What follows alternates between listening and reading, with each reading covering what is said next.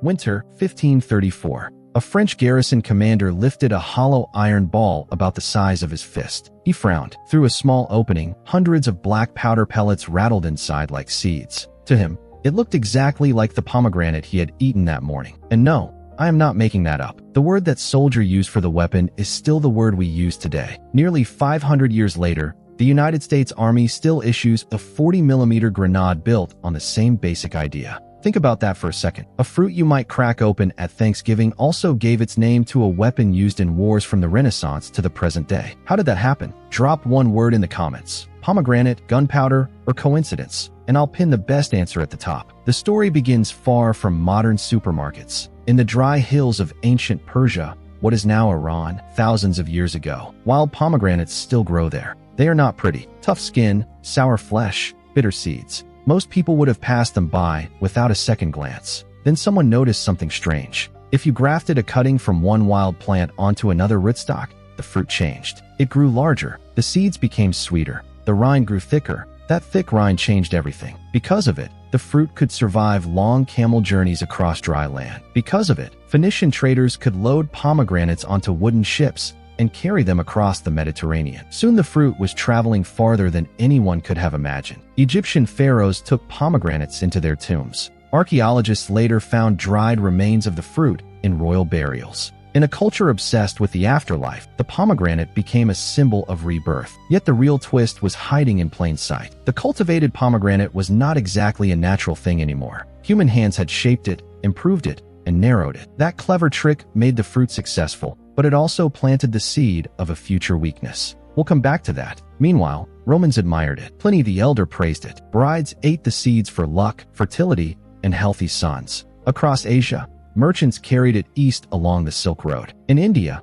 its name entered Sanskrit. In Central Asia, later invasions and trade routes helped spread Persian cultivars even farther. But one place turned out to be almost perfect for it: Spain. Under Muslim rule, pomegranates flourished in Andalusia. The hot, dry summers and mild winters made the fruit larger, sweeter, and easier to grow. One city became so closely tied to it that the fruit ended up in the city's very name, Granada. By the late 1400s, the pomegranate was part of the city's identity. Then Spain carried it west. On early voyages to the Americas, the fruit crossed the Atlantic. Missionaries planted it in Mexico. Later, Spanish missions brought it into California. In just a few centuries, one fruit had circled the world. No airplanes, no refrigeration, no modern shipping network, just trade, empire, climate, and a very durable rind. And all of that came from one horticultural trick that looked brilliant at the time. But the pomegranate was never just food. In ancient Persia, it symbolized fertility, victory, and royal power. Kings wore its image on their robes. Sacred spaces used its shape in decoration and ritual. In Judaism,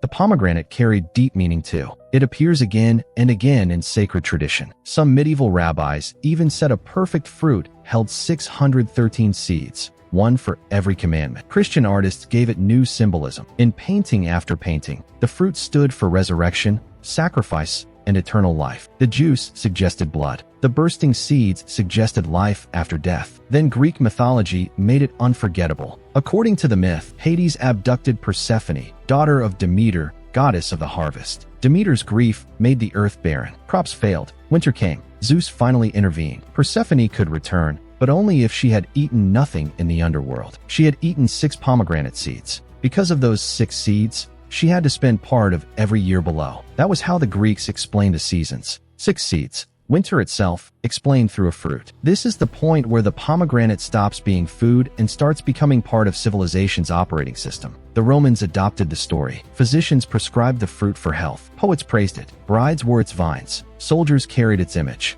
It was everywhere. And then came the strangest turn of all. The earliest grenades did not look like the metal pineapples people picture today. They looked like pomegranates. That is where the language changes. The French word grenade first referred to the fruit. It came from older words meaning something like seeded apple. Go back even farther, and the root points to grain, seed, or something full of small kernels. That same family of words connects grain, garnet, grenade, and pomegranate. So when a 16th century French gunner held a hollow iron shell packed with powder and pellets, the comparison was obvious. Thin shell outside, many small pieces inside. Shake it, and it rattles, just like the fruit. The resemblance was not poetic. It was visual. That is why the weapon got the name. Language did the rest. a thin shell packed with many small destructive pieces. That same concept still lives inside modern fragmentation grenades. Same basic design, same old word, centuries apart. So yes, a fruit really did help name a weapon, and we are still living with that choice. Now zoom out. The fruit that named the grenade also built something else, an industry. In the early 2000s, California's wonderful company poured enormous effort into commercial pomegranate farming and branding. Under the label POM Wonderful, the fruit stopped being just a niche product and became a health craze. This was not only about farming, it was about marketing. Bright bottles, bold health claims, antioxidant buzzwords, glossy ads. Suddenly, pomegranate juice looked less like an old-world drink and more like the future of wellness. Demand surged, but wherever big money goes, bigger conflicts often follow. Water became one of them. Pomegranate orchards need serious irrigation, especially in a place like California's Central Valley. During years of drought, every gallon matters. When giant agricultural companies pump heavily from shared groundwater systems, small farmers and rural communities can suffer first. Some critics argued that this was exactly what happened. Large-scale farming had turned an ancient fruit into part of a modern fight over water, power, and survival. That alone would be a dark enough twist. But the fruit had another weakness. Commercial success tends to reward sameness. Growers want reliable trees. Buyers want consistent color. Exporters want predictable size. Juice companies want fruit that behaves the same way every season. Over time, that pressure narrows diversity. And once diversity narrows, vulnerability rises. That old grafting trick that helped the pomegranate conquer the world also locked much of the commercial crop into a limited genetic family. What made the fruit efficient to grow also made it easier to threaten on a large scale. Then disease entered the story. Fungal infections, including heart rot, have damaged pomegranate orchards in major growing regions. Farmers facing outbreaks often have to burn infected trees, tear out orchards, and start again from scratch. For small farmers, that is devastating. A corporation can absorb losses, rebrand, litigate, or advertise harder. A family farm cannot. So researchers search for stronger hybrids. Drought tolerance becomes the new selling point. Disease resistance becomes the new promise. But there is a danger hidden there too. If every solution creates another wave of sameness,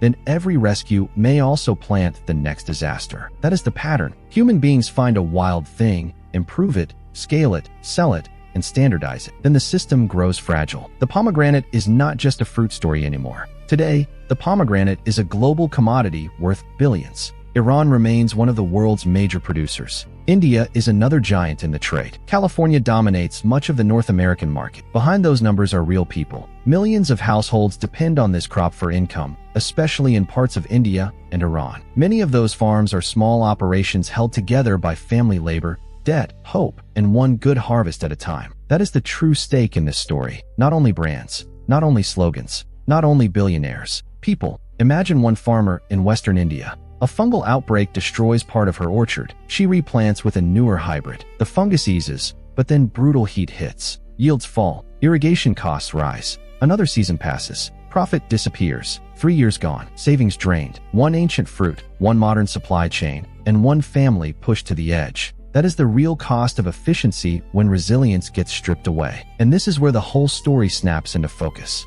We took a wild fruit from the hills of ancient Persia and reshaped it for sweetness, transport, and scale. We narrowed its genetics for profit. We attached myth to it, religion to it, empire to it, and later advertising to it. We even gave its name to a weapon because the shape made sense. Again and again, humans used the same trick. Make it efficient, make it useful, make it profitable. Again and again, the weakness followed. Efficiency becomes fragility. That may be the entire pomegranate story in one line. From Iranian hillsides to Persian kings. From Greek myths to French gunners. From Spanish orchards to California branding. From ancient grafting to modern monoculture. One fruit, one pattern, over and over. And if the next major disease wave comes, the first people to suffer will not be the wealthiest people in the system. It will be small growers, rural families, mothers, daughters, widows, laborers, and children whose lives rise and fall with one harvest. So now, zoom out one last time. Picture your own kitchen. A pomegranate sits in a bowl. Round, heavy, quiet. A Roman general once carried its symbol into battle. A French soldier used its name for an explosive. A modern corporation turned it into a global brand. A small farmer staked her future on it. It may be the only fruit whose name you also hear in stories about war. So let me bring this back to you. What everyday fruit, vegetable,